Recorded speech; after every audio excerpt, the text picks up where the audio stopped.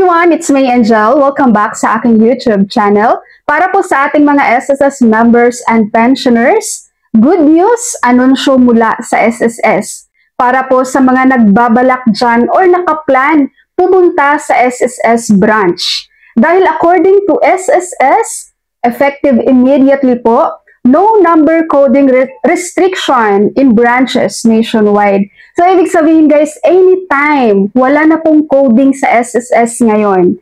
Kapag gusto mong pumunta sa SSS ng kahit anong araw or kahit anong oras, depende of course sa office hour ng branch na pupuntahan mo guys, pwede na po. Dahil wala na pong coding ngayon sa SSS at ito po ay nationwide. So, sa lahat po ito ng kanilang branches. Hassle-free na po ito sa ating mga walk-in dyan, no?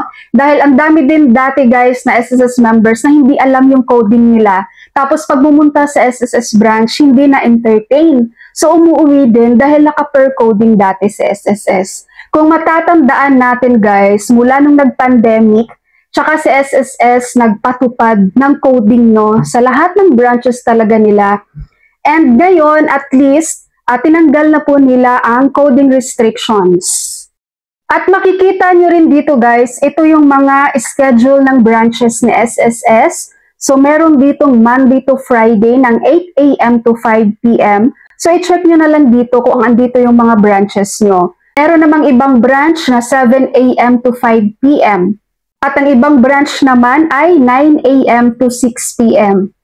At meron din silang mga service offices na ang schedule naman ay Tuesday to Saturday, 9 a.m. to 6 p.m. So kapag tingnan nyo yung branch na malapit lang sa area nyo guys at alamin nyo lang yung office hours nila para yun yung puntahan yung oras.